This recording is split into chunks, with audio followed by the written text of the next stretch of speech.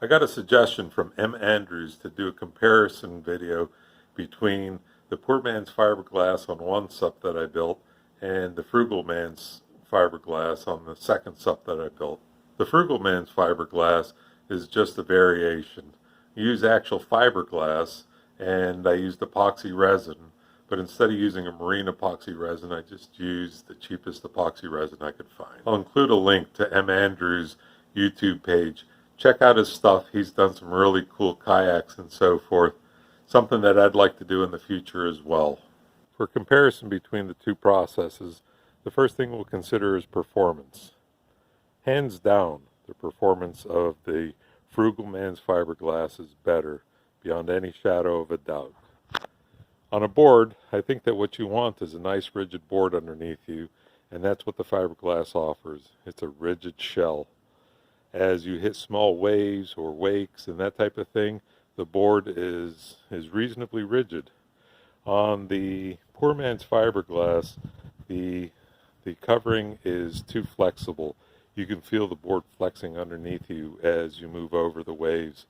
And the Frugal Man's Fiberglass, using the epoxy resin, the board is rigid. Exactly, I think, what you would want. And this is what the commercial board felt like. It was a rigid board. It didn't flex so much under your feet, and certainly it didn't have a soft feeling the way that the Poor Man's Fiberglass does. You can feel actually the Poor Man's Fiberglass giving away under your feet.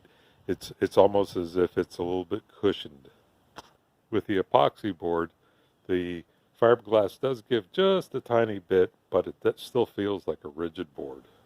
As far as water resistance, I can't say that there's really any difference. I think it's really the shape of the board that would be affected more, and I can't say that one is drastically different than the other, even though the epoxy is a smoother finish. Maybe if I was going for a lot longer trips, I might notice it over a while, but like I say, I think it's the shape of the board that really has a bigger effect, the shape and the size.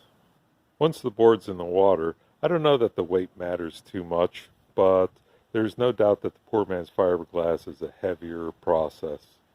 The glue, even though it dries to a certain extent, most of the weight of the glue is still in the covering of the board.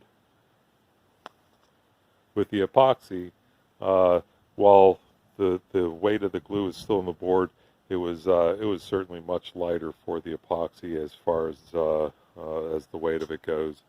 Also, the canvas was heavier than the fiberglass, I believe. The next metric I want to consider is just the durability. On this one, the Poor Man's Fiberglass was actually much better. The Poor Man's Fiberglass, we've kind of moved this board around. It gets banged up a little bit, getting it in and out of the water, off the dock, and so forth. And it really shows no wear, no harm for the wear it's been through. I was a little concerned at first. After coming back after being on the water for an hour or two, it seemed like the glue was starting to turn soft on the bottom. And maybe it was, but it certainly dried up, and there has been no issues with delamination or with the glue dissolving or anything. From a durability standpoint, there's no doubt this is a durable board. It's able to withstand mild impacts, and there's no reason to think that this covering isn't going to last the life of this board.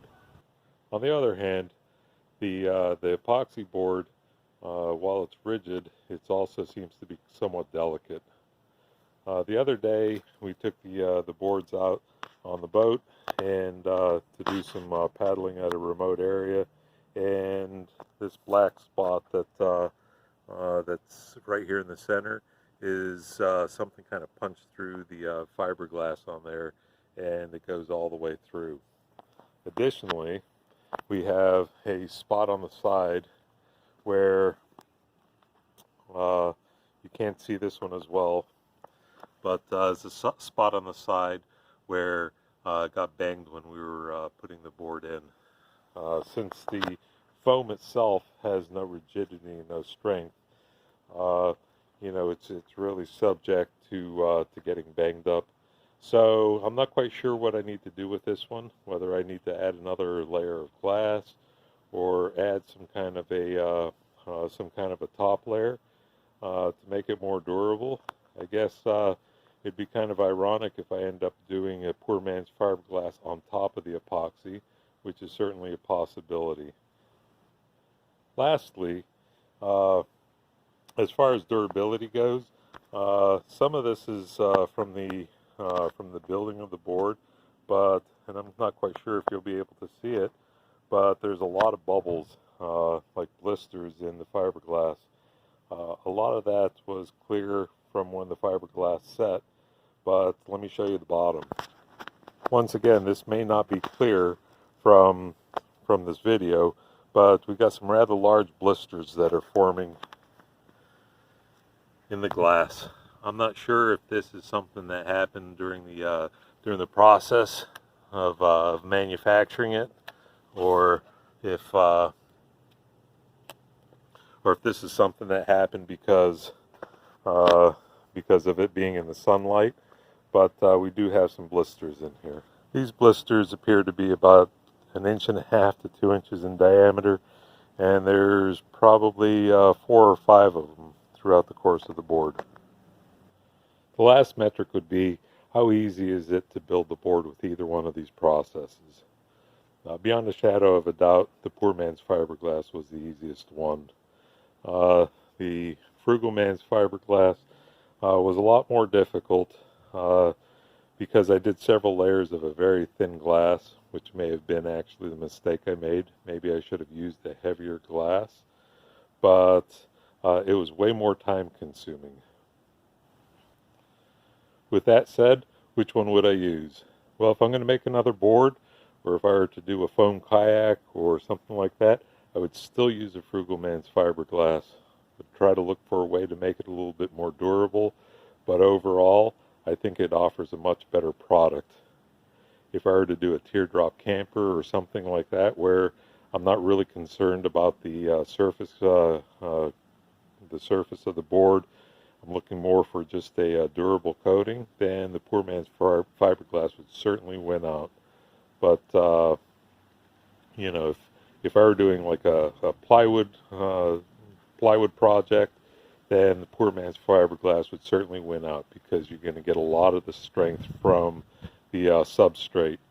But in the case where you're using foam and you're looking for the covering for your rigidity, then I still think that the epoxy resin wins out. Hopefully we can get some comments as to some suggestions as what we can do to make the epoxy resin more durable.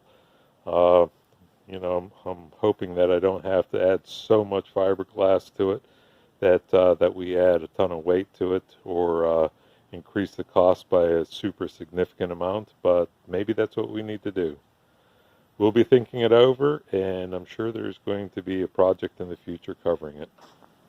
Thanks for sticking with me through these projects. It's been fun and interesting, and hopefully I've passed on some good information. Thanks also to M. Andrews for the suggestion on the comparison video. We'll start a new project with the next video. Thanks.